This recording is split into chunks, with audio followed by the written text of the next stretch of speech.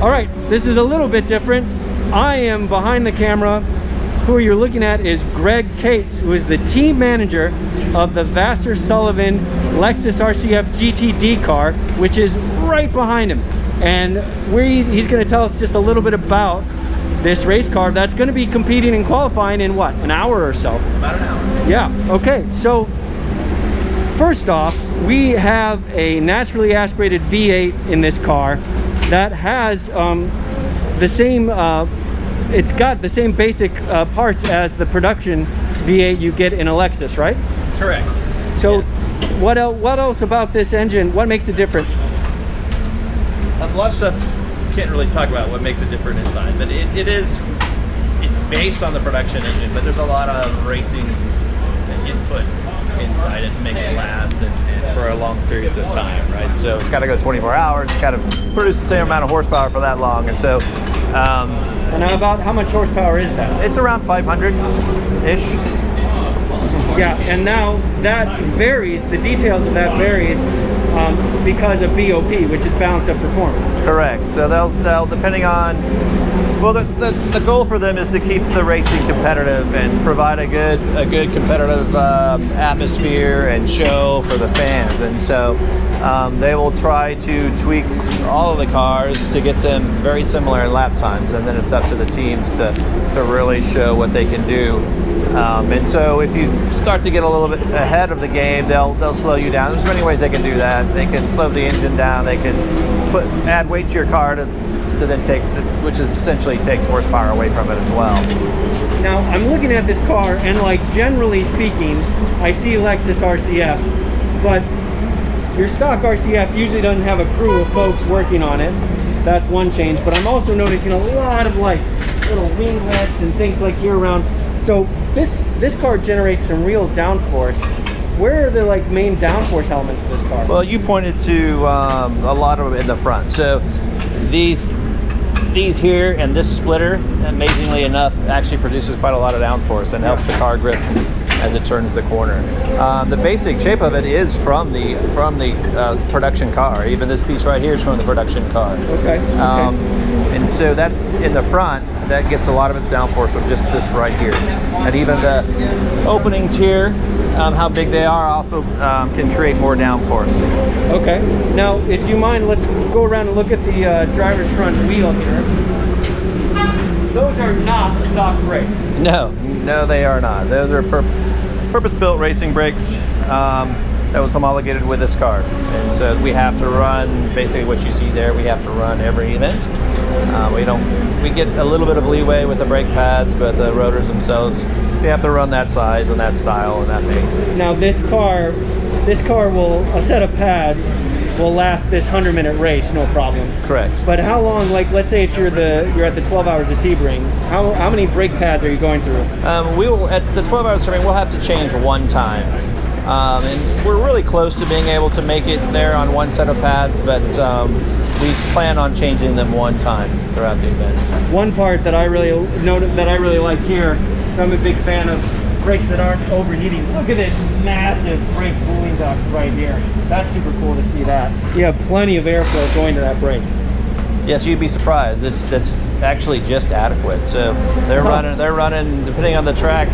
Sebring, they could be 700C, 800C at times. Wow. About 3 times a lap. So moving on to the driver's seat, you obviously have a lot of roll cage here. The driver sits quite low in the car. You can see the arch in the seat. And then that steering wheel actually looks pretty darn involved. Yeah, so with that wheel, they can change many things. Simple things just like turning the headlights on or making them blink, traction control, fuel mixture, pit lane speed button, radio, drink, and several other things. Reminder that it's a Lexus in case they forget. Yeah. And obviously the panels over there, there's more buttons. There's brake bias knobs and ABS adjustments. And I love this ventilation system right here. You've got the ductwork, and then these carbon fiber vents just behind the wheel, just behind the paddle shifters, it looks like. Yeah, so it's pretty hot in the car, right? Front engine car especially, so all the heat comes back. The exhaust is right on either side of the car, so it's pretty warm inside there. So that helps give the driver some cool air. And they have a couple of other options as well with a an actual cool suit that they run, and then a helmet blowers that cools their head. Okay. So we're trying really hard to keep them cool inside the cockpit. And what you're hearing right now is the impact gun of getting the wheels on just as we speak. And those don't look like great tires for the rain, Greg. So these are standard across the board. Every GTD car runs these Michelin slicks, correct? Correct. They run that same compound. Certain cars will have a different size. A size difference? Sure. Our tires are the same size all the way around, and wheels the same size all the way around. But you might have a different GT car with a different size front and rear tire. Okay. But they're all the same compound. Now, you know, we've got some antennas and things going on the roof, but the thing I noticed, we talked about downforce in the front. Well, the downforce in the back is pretty apparent, and you've got these nice swan neck holders for that massive rear wing. Does that double as an ironing board? I suppose it can, but no, it does not. It produces a lot of downforce. We also get downforce from the underneath of the car as well. Yeah, when we get to the back, I'll definitely want to ask about that diffuser. So yeah, I'm not sure how much downforce it creates, but now, how much adjustment do you have? I noticed that you have these notches, so you can definitely change the pitch of the wing. Yes. And there's other things like that. Adjustable gurney flaps, perhaps? No, we have to run this. This is all we get. Okay. And so all the, is that mandated by the rules? All the angle. Yes. Okay. So you have a maximum gurney flap you can run. Correct. And for those who don't know, the gurney flap is this vertical edge right here at the end of the wing that really, even for such a small part, makes a tremendous difference in the total downforce in the back. But moving on to the back, a lot of cars these days are adding these kind of visual effect, kind of diffuser looking plastic bits at the bottom. This is much more than for the looks. That's a real diffuser down there that really channels a lot of air, and that makes a big difference in downforce.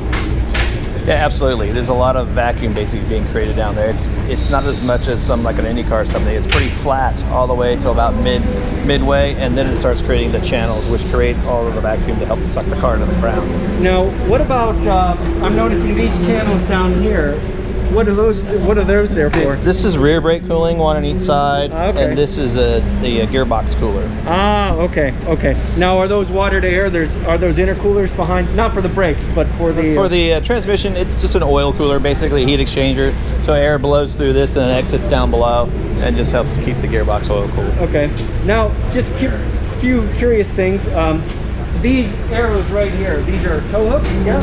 No, those are the rules mandate that certain parts of the car have to be taken off without tools. And this is to alert the emergency staff how to take this trunk off. Oh, I see. So that's just a latch. Because of course there's a tow strap down here. Correct. Yeah. Okay. So we have to put those arrows on to show them where they are. Okay. And I'm looking in, you guys have some other vents here. Obviously this car is wider than stock RCF, and you've got a lot of vents and stuff down here. The rear wheels are a lot wider than stock as well, right? Yes. Yeah. It's just to let air out of the wheel well. So you've got a lot of air that comes through underneath and fills up the wheel wells and creates pressure. Yeah, and that creates drag. And so some of the vents you'll see, especially up front as well there, is to let that air out and get rid of that drag so the car moves through the air free. And one other thing I'm noticing, that is not the stock exhaust position, is it? I don't believe it is, no. Yeah. And I bet you it's a little bit louder than stock as well. It is, but it is an FIA GT3 spec car. So there is actually a muffler and a catalytic converter inside. It's a lot quieter than I imagined. Yes, it is. It's going to go to tech inspection right now, get final inspection before we go to qualify. Well, that's a great time to end. Greg, thank you so much for showing us a little bit more about the Lexus RCF GTD car. You're welcome.